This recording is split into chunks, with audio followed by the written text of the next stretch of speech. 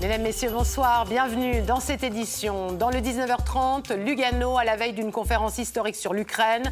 La ville tessinoise se barricade. Les participants ont 2 jours pour élaborer un plan Marshall pour la reconstruction du pays.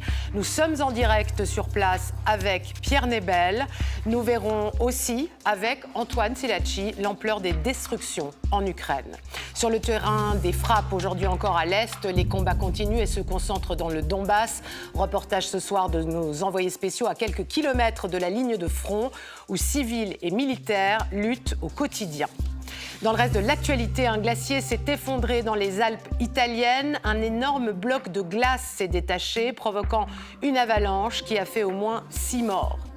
Notre enquête ce soir sur une arnaque qui a fait des centaines de victimes cette année en Suisse romande, l'arnaque au colis, où quand quelqu'un commande un paquet à votre nom chez vous et vient ensuite le voler dans votre boîte à lettres. Et puis en fin de journal, vous connaîtrez l'hôtel 0 étoile, des nuits concept en plein air pour une expérience unique, mais qui coûte un certain prix. Demain donc s'ouvre à Lugano la conférence sur l'Ukraine. Ces 2 prochains jours, plus de 1000 participants du monde entier sont attendus dans la ville tessinoise, dont une importante délégation ukrainienne et la présidente de la Commission européenne, Ursula von der Leyen. Dernier préparatif sur place avec Tamara Munkanovic et Julien Guillaume. C'était tout à l'heure sur le tarmac de l'aéroport de Lugano. Le Premier ministre ukrainien Denis Shmyhal, accueilli par le président de la Confédération Ignacio Cassis. Un peu plus loin, au centre-ville, les Luganais sont partagés sur la venue de cette conférence sur l'Ukraine. Pendant quelques jours, il y a quelques problèmes de circulation, mais je crois que ça va passer assez vite. C'est encore un événement qui bloque la ville. Il fallait l'organiser ailleurs qu'au centre. Pour ce sommet, Lugano a été placé sous haute protection. Une zone rouge a été délimitée autour du Palais des Congrès, uniquement accessible aux personnes accréditées. Sur le lac, cette zone est interdite à la navigation. Enfin, dans ce secteur, l'identité des passants peut être contrôlée. Sur terre, sur l'eau ou dans les airs, police et armée sont mobilisés pour l'occasion. À quelques kilomètres de là, nous sommes autorisés à pénétrer au cœur du dispositif de sécurité. Drones, caméras, radars, rien ne doit échapper aux forces de l'ordre. Une menace est, avec une conférence comme ça, toujours présente. C'est à la police de décider exact qu'est-ce qu'elle voit comme menace primordiale. Pour nous, on est comme ça qu'on compte avec des menaces terroristes aussi, avec des sabotages, manifestations et naturellement aussi avec peut-être dérangements, petites attaques sur nos installations. C'est la première fois que Lugano accueille une rencontre diplomatique de cette envergure. Pour le maire de la ville, il ne faut pas rater le test.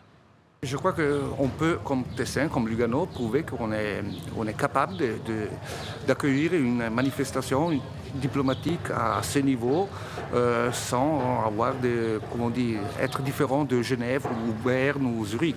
Ces 2 prochains jours, près de 1000 participants sont attendus ici, au moins 15 ministres, 52 délégations officielles et 250 journalistes. Les hôtels de la région affichent complet. Le fait que Lugano soit à la une de la presse dans ces prochains jours, évidemment, ça fait le tour du monde. Tous les regards sont désormais rivés sur cette ville du Tessin. Pour le résultat diplomatique, il faudra attendre mardi et la fin du sommet. Oui, attendre mardi. Pierre Nebel, vous êtes à Lugano. Qu'est-ce qu'on peut espérer de cette conférence ? Si vous voulez, l'idée de cette conférence, c'est vraiment de réunir tous les acteurs qui seront un jour nécessaires pour reconstruire l'Ukraine. Les Ukrainiens eux-mêmes, bien sûr, ils sont venus en très grand nombre, les Américains, les Européens, les banquiers, l'économie, la société civile, etc., etc. Le but, c'est pas encore de dire on va reconstruire telle route, telle école, telle voie ferrée. Non, le but, c'est vraiment de répondre à la question de comment cette aide sera distribuée et à quelles conditions pour éviter, par exemple, qu'elle ne tombe dans des mains corrompues. Une fois que cette feuille de route sera établie, on l'espère à la fin du sommet, alors dans un deuxième temps seulement, ce sera l'heure des grands argentiers qui pourront ouvrir leur porte-monnaie. Demain, à Lugano, il y aura la présidente de la Commission européenne, Ursula von der Leyen, mais aucun chef d'État de grande puissance étrangère ne sera sur place. Est-ce qu'il y a une déception côté suisse ? Bon, évidemment, il y a certains regrets, évidemment, ça aurait été bien. La Suisse a été en quelque sorte doublée la semaine dernière par le sommet de l'OTAN et du G7 qui ont annoncé leur propre conférence de reconstruction. C'est un peu embêtant. Ceci dit, les diplomates suisses sont très satisfaits que la Suisse retrouve son rôle, sa place sur la scène internationale, dans ce rôle de facilitatrice qu'elle affectionne tellement. Et puis, il y a quand même un secret espoir, c'est qu'un jour, cette conférence de Lugano entre dans les livres d'histoire comme étant la première étape de ce très long processus qui amènera à la lente reconstruction de l'Ukraine. Merci beaucoup, Pierre. L'Ukraine, toujours en guerre sur le terrain. Des frappes sur Sloviansk, dans le Donbass, ont fait de nombreux morts aujourd'hui. La Russie revendique avoir pris le contrôle total de la région de Lugansk. Dans l'est du pays, le front s'étend sur près de 2500 km. Nos envoyés spéciaux, François-Michel Schweitzer, Alexander Nedbev et Tristan Dessert, se sont rendus dans la région de Zaporijjia à la rencontre de civils et de militaires qui vivent cette guerre au quotidien. Il est en lambeaux, mais il est toujours là. Le dernier drapeau ukrainien avant le No Man's Land. L'armée russe n'est qu'à quelques kilomètres. Cette ville est la dernière sur le territoire contrôlé par l'Ukraine. Juste derrière, c'est la ligne de front. Ce soldat nous a demandé de l'appeler par son nom de code, Vakula. Membre d'une unité de reconnaissance, il est chargé de localiser chaque position ennemie. Nous avons l'espoir de repousser le front beaucoup plus loin et que les gens puissent revenir et reprendre une vie normale ici. Avant la guerre, c'était une petite ville tranquille de 15 000 habitants. C'est devenu une ville fantôme. Dans ce quartier, les rares habitants qui sont restés vivent au milieu des chiens abandonnés. Je suis bien protégé par mes amis chiens. Je ne veux pas partir. Où pourrais-je aller? Dans sa maison, Mykolai n'a ni eau, ni gaz, ni électricité. Il survit grâce à l'aide humanitaire qu'on lui apporte régulièrement. Je parle aux chiens et aux chats, c'est tout. Je n'ai rien d'autre à faire. À Orikiv, les bombardements sont quotidiens et indiscriminés. Plusieurs maisons ont été pulvérisées par les obus tirés depuis les lignes russes. Pour se protéger, Ludmila et une dizaine de ses voisines dorment dans cette cave depuis 3 mois. On tient le coup. C'est dur. Le plus terrible, c'est pour ma mère. C'est la deuxième guerre qu'elle vit. C'est terrible. Jamais je n'aurais cru que je vivrais la même chose. C'est pire que tout. Mais j'essaie de tenir le coup parce que j'ai des enfants et je veux vivre pour connaître mes petits-enfants. Pour enfin sortir de leur abri, Ludmila et ses amis misent tous leurs espoirs sur les efforts des soldats, comme Vakula et ses compagnons. Ils nous présentent l'une de leurs techniques de guerre, un drone civil transformé en arme de précision. On prend un bout de bouteille en plastique et une grenade. On appuie à distance. Ça libère la grenade et boum. Adieu fascistes russes. Ces hommes savent pourtant très bien que ce ne sont pas quelques grenades qui suffiront à gagner la guerre. La Russie reste un État puissant, quoi qu'on dise. Ils sont 140 millions. Il leur reste beaucoup de matériel soviétique. Nous, on ne va pas lâcher et eux ne vont pas reculer. Alors la guerre va durer encore longtemps. À court terme, l'objectif de ces militaires est de repousser le front de quelques kilomètres. Mais tant que la guerre durera, des centaines de villes et de villages subiront au quotidien la peur et les destructions. Antoine Silacci, demain, donc, cette conférence à Lugano pour la reconstruction de l'Ukraine. Qu'est-ce qu'on connaît aujourd'hui de l'ampleur des destructions sur place dans le pays ? On a des connaissances, mais des connaissances qui sont des estimations. D'abord parce qu'il est difficile d'établir la liste des destructions et surtout parce que ces destructions continuent chaque jour. En ce qui concerne les infrastructures, on parle de 100 à 200 milliards de francs de dégâts provoqués par l'invasion russe. Quelques exemples de l'ampleur de ces infrastructures détruites ou endommagées, selon les chiffres des autorités ukrainiennes. 24 000 kilomètres de routes, 350 ponts routiers et ferroviaires, 1500 établissements scolaires, 350 structures médicales et plus de 40 000 habitations. Mais ce n'est là que la partie émergée de l'iceberg. Il y a aussi les pertes indirectes avec la chute de l'activité économique, la fuite de la main-d'œuvre ou encore l'effondrement des investissements. On parle là de 500 à 600 milliards de francs supplémentaires. Enfin, il y a les dégâts à long terme et difficilement quantifiables aujourd'hui. Imaginez par exemple les coûts pour les personnes blessées, traumatisés ou les orphelins qu'il faudra prendre en charge pendant des années. Il y a également la question de ces centaines de milliers de mines ou bombes qu'il faudra désamorcer sur des décennies. Selon le chef de la Banque européenne d'investissement, la reconstruction du pays au sens large du terme pourrait coûter à ce jour plus de 1 000 milliards de francs. Et encore une fois, c'est une estimation dont le chiffre augmente à chaque obus, chaque bombe lancée sur le territoire ukrainien. Merci beaucoup Antoine. L'Ukraine a besoin d'argent donc pour sa reconstruction et surtout pour maintenir son économie à bout de bras, une économie tournée vers la guerre et qui ne rapporte plus grand-chose. Le reportage de notre envoyé spécial, Tristan Dessert. La toile couleur camouflage a remplacé la dentelle. Dans cet atelier, on confectionnait des costumes historiques pour le théâtre, le cinéma ou les musées. Dès le début de l'invasion russe, l'entreprise s'est reconvertie dans la fabrication d'équipements militaires. Ça, c'est une pochette pour ranger les chargeurs de Kalachnikov. Chaque semaine, elle produit une cinquantaine de sacoches et 25 gilets pare-balles. Nous ne luttons pas sur le front, mais nous avons notre front à nous. On est conscient de notre responsabilité. Chaque couture bien faite peut sauver la vie des soldats qui nous défendent. Privées ou publiques, une grande partie des entreprises ukrainiennes participent à l'effort de guerre. C'est le cas en particulier du premier employeur du pays, la Société des chemins de fer. Lors des premiers jours de la guerre, les trains ont permis l'évacuation de près de 4 millions de civils. C'était dur de voir cela, mais je suis très fier d'avoir été là et d'avoir évacué tous ces gens sous les tirs et les bombardements. La compagnie paye le prix de la guerre. Déjà 180 employés sont morts depuis le 24 février. Mais pas question de renoncer à faire circuler les trains. Les ouvriers des chemins de fer sont la deuxième armée du pays. Nous acheminons les civils et les marchandises essentielles. Nous avons également envoyé beaucoup de dirigeants européens jusqu'à Kiev pour qu'ils voient le pays de leurs propres yeux. Régulièrement visées par les bombardements, les lignes ferroviaires sont réparées en priorité. Le transport des personnes et des marchandises est un enjeu vital pour le pays. Voilà ce que l'on pouvait dire ce soir sur ce sujet. Nous suivrons bien sûr la conférence de Lugano sur la reconstruction de l'Ukraine dans nos prochaines éditions. Dans le reste de l'actualité, un énorme bloc s'est détaché du glacier de la Marmolada dans les Alpes du nord de l'Italie. L'effondrement de ce glacier a provoqué une avalanche faisant au moins 6 morts. Il a fait 10 degrés hier au sommet, un record de température. Julie Conti, Marie-Émilie Cattier.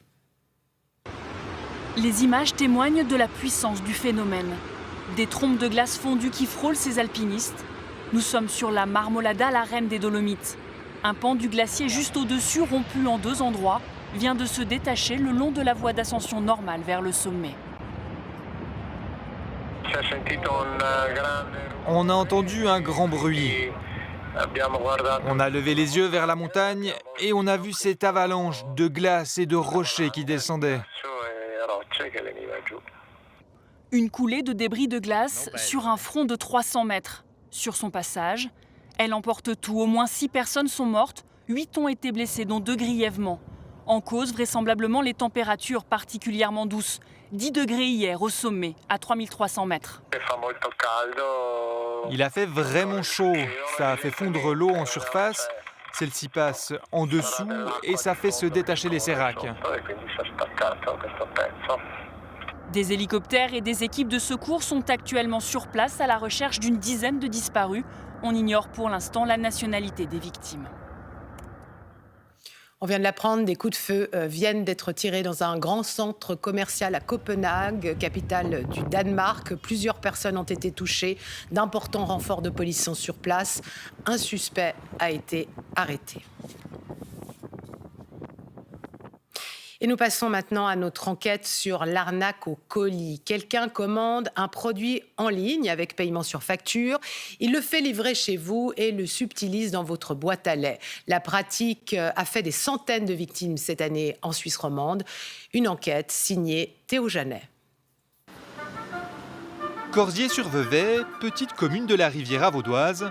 C'est ici qu'habitent Jessica, Thiago et leur fille Ella. Depuis 5 semaines, ils vivent l'enfer. Le premier paquet que j'ai reçu, c'était une trottinette électrique pour plus de 700 francs. Et puis après, j'ai reçu plein de choses différentes, des survêtements Lacoste, des baskets, des ceintures, du matériel pour du cannabis, je ne sais pas exactement quoi. Près de 4000 francs de marchandises que Jessica n'a jamais commandées. On appelle ça l'arnaque au colis. Un individu malveillant commande des articles en ligne. Il choisit de payer ultérieurement sur facture. Il le fait en votre nom à votre adresse. Il ne lui reste plus qu'à venir subtiliser le colis une fois livré dans votre boîte à lait. Jessica a intercepté plusieurs colis. À chaque fois, la facture est à son nom. La facturation comme ça, sans vérifier l'identité de la personne, ça devrait être pas possible en fait. Surtout pour des centaines de francs. Aujourd'hui encore, ça me poursuit, c'est pas terminé. La pratique est courante et les victimes se comptent par centaines. Selon notre enquête, rien qu'en Suisse romande l'an dernier, 1 millier de plaintes ont été déposées contre ces nouveaux escrocs.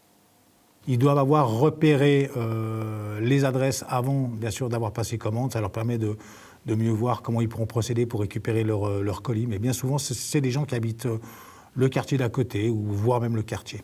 Ça peut être des voisins. Ça peut être des voisins, tout à fait, oui. Une faille possible grâce à une spécialité helvétique, la commande sur facture, apparemment très appréciée. Exemple chez Digitech Galaxus, près d'un tiers des commandes se font sur facture. Plus de la moitié chez Brac.ch et chez Zalando, on nous confie que c'est de loin le mode de paiement préféré des Suisses. Pour cette victime, les plateformes qui lui ont livré des produits qu'elle n'a jamais commandés se rendent complices. Pour moi, elles ne luttent pas, et puis certainement qu'elles profitent aussi un peu du système et qu'elles se font de l'argent, et du coup, elles s'en fichent en fait, des gens comme moi qui dépensent du temps pour ça.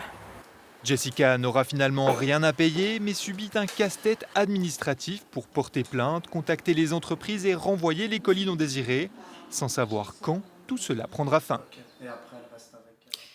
Le lac Léman est pris d'assaut pendant l'été et chaque année, des centaines de baigneurs ou de plaisanciers se retrouvent en difficulté. Des sauveteurs bénévoles assurent une surveillance 7 jours sur 7. Hugues Buchard et Jessica Renaud les ont suivis ce dimanche.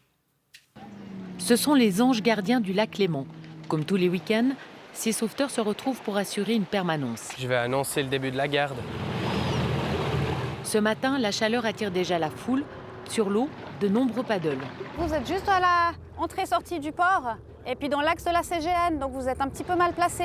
Depuis 2 ans, ils compliquent la tâche des sauveteurs car souvent, ils oublient les règles de sécurité. Idéalement, si vous pouviez à futur mettre un petit leash qui est cette corde qu'on accroche au paddle. On a beaucoup de gens qui font du paddle et c'est vraiment un danger de ne pas être informé parce que le lac, en surface, on peut se retrouver avec du 23 degrés, puis à une chute dans l'eau, descendre à 15 degrés.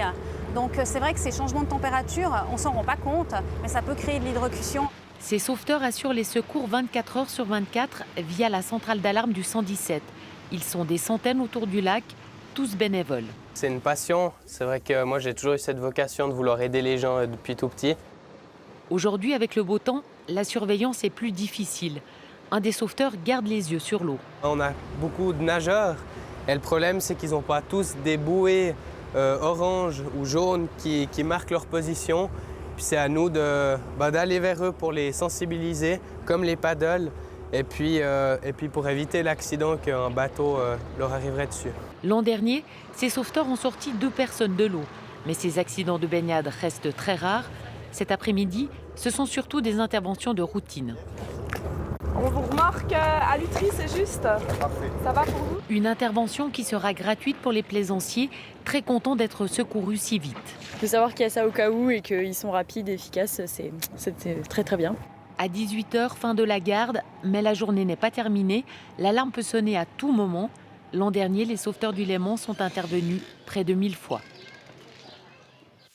Le réchauffement climatique se fait sentir dans nos régions. On vient d'en voir les conséquences dramatiques sur un glacier en Italie.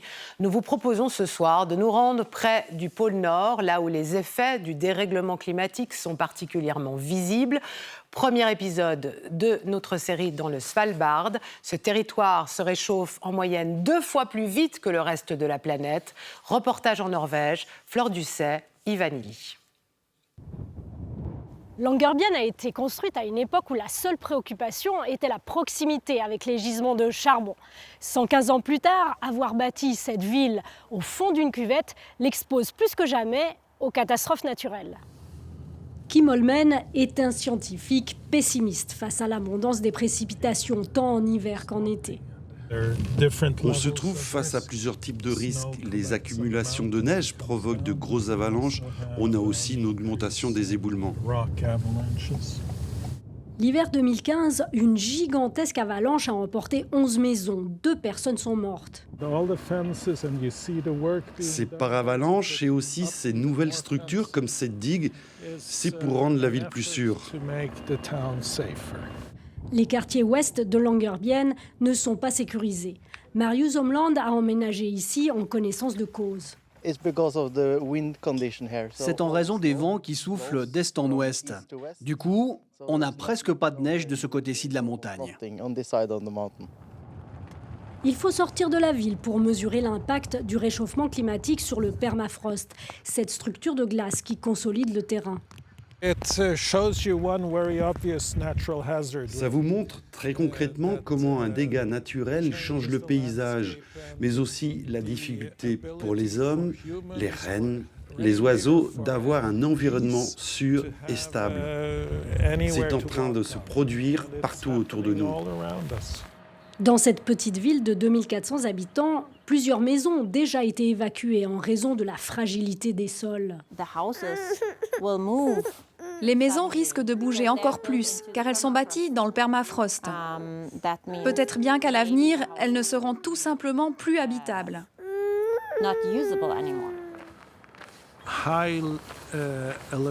Les régions élevées de la planète, comme la Suisse, font partie du groupe de pays qui changent rapidement.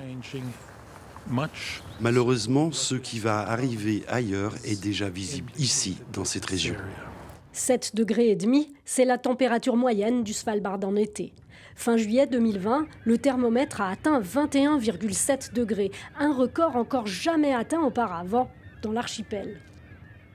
Le Svalbard qui se réchauffe, c'est aussi à la radio demain matin dans l'émission Tout un monde sur la première. Du sport maintenant, cyclisme, la dernière étape aujourd'hui sur sol danois du Tour de France. La grande boucle a suscité un engouement extraordinaire au pays du vélo. Jérémy Rizer. Le néerlandais Dylan Groenewegen a remporté d'un cheveu au sprint la 3e étape face à Van Aert, 2e pour la 3e fois de suite. Le Belge conserve le maillot jaune. Mais ce qu'on retiendra de ce début du Tour de France, c'est que les Danois sont des fous de la petite reine. Ils étaient des milliers durant 3 jours au bord des routes pour supporter les coureurs. Au Danemark, le vélo fait partie de l'ADN du pays. Une ambiance que plusieurs coureurs ont saluée sur les réseaux sociaux. À l'intérieur du peloton, on apprécie la ferveur du public, mais c'est aussi une source de tension. Il y a beaucoup de monde à côté des routes. C'est très bien de voir tout le monde venir ici faire des bruits pour nous, mais au final c'est aussi un peu dangereux s'ils sont sur la route et pas à côté des routes. Heureusement, pas de chute grave. En revanche, il y a un Danois qui a profité de ces 3 jours chez lui pour faire le spectacle. Magnus Cort Nielsen a terminé meilleur grimpeur au Danemark.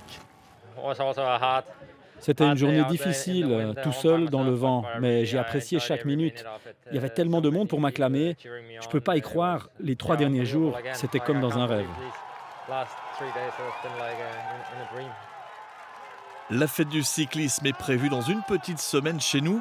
Les cantons de Vaud, de Fribourg et du Valais accueilleront le Tour de France le week-end prochain, avec comme challenge de faire aussi bien que nos amis danois en termes d'ambiance.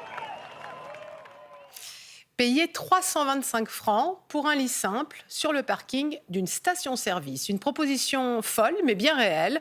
L'hôtel éphémère 0 étoile a ouvert ce week-end à Saillon, en Valais. 4 chambres au total et chaque fois un concept différent. Certains plus idylliques que d'autres. Romain Boisset, Anne-Katia Marchand. En apparence, c'est une chambre d'hôtel comme une autre, sauf que celle-ci n'a ni mur ni toit. Ces 2 jeunes sont venus d'Argovie pour dormir dans cette suite à la Belle Étoile. C'est la combinaison parfaite. Un lit confortable, un ciel étoilé. Cet hôtel éphémère propose 3 chambres idylliques et une 4e dans un endroit bien moins bucolique. Les gens qui passaient nous ont confirmé que pendant la nuit, il n'y aura pas de trafic. Alors on va dormir bien, je suis sûre. Depuis 2008, le 0 étoile, cet hôtel insolite, s'installe temporairement dans des lieux atypiques. À l'époque, un abri anti-atomique saint-gallois. Aujourd'hui, une station-service valaisanne. Coût de la nuitée, 325 francs. L'idée de cette suite anti-idyllique n'est pas d'investir dans le sommeil, mais d'investir dans la réflexion.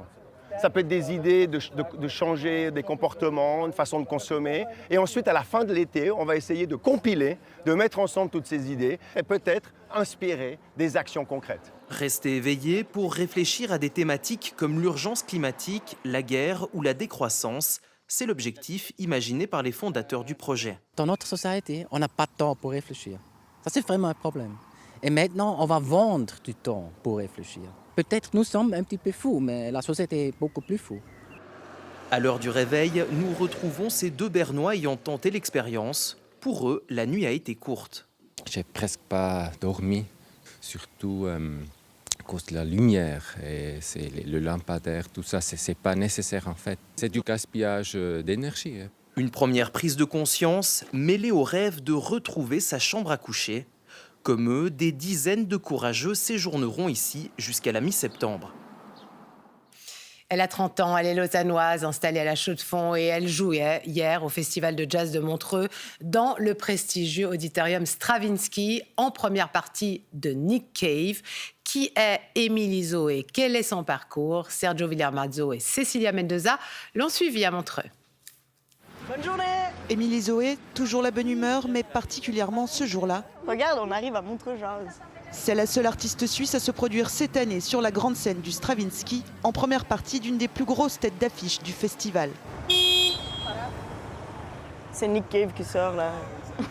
On m'a dit de ne pas faire de regard caméra, mais je vais en faire quand même quelques-uns. Bonjour. Ça, c'est Fred Burki qui joue la batterie avec moi. Depuis la sortie de son 2e album, elle tourne avec sa bande en Suisse, en France, en Italie, en Allemagne. Elle n'a jamais été aussi sollicitée que cet été. Tout est assez bien aligné. On est trop contents. Il y a une énergie trop chouette, puis tout le monde met ses bonnes énergies dans le projet. Donc peut-être que si on le fait collectivement, on crée des bonnes étoiles. Accorder ses 4 guitares, régler ses pédaliers. Pas une minute à perdre en installant la scène. C'est la première aussi grande salle que je fais depuis toujours. Plus de 4000 places, une acoustique à la pointe, le minimum pour accueillir Nick Cave qui a personnellement validé Émilie Zoé pour chauffer la salle. Ouais, c'est assez fou quoi. Ça veut dire qu'il a dû écouter ou voir ce projet quelque part et dire « Ouais, c'est cool, ça peut faire ma première partie ». Pour son live à elle, il a fallu trouver des astuces pour remplir l'espace sonore en étant seulement 2 sur scène. J'ai fait bricoler mes guitares et puis je peux jouer de la basse en jouant de la guitare. On chante à 2, je fais aussi des enregistrements en live de ma voix. Je rechante par-dessus ce que je viens de chanter. Le concert se termine dans une ambiance de folie. Émilie Zoé, la tête dans les étoiles, s'adonne à son rituel préféré. Je fais des hugs à toute mon équipe, vraiment. Et puis je leur dis que je les aime, puis que j'adore qu'on fasse ça ensemble.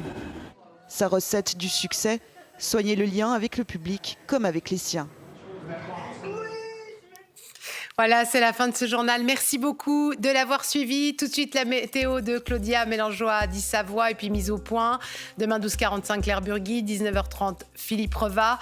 Très belle soirée sur la RTS et passez un très bel été.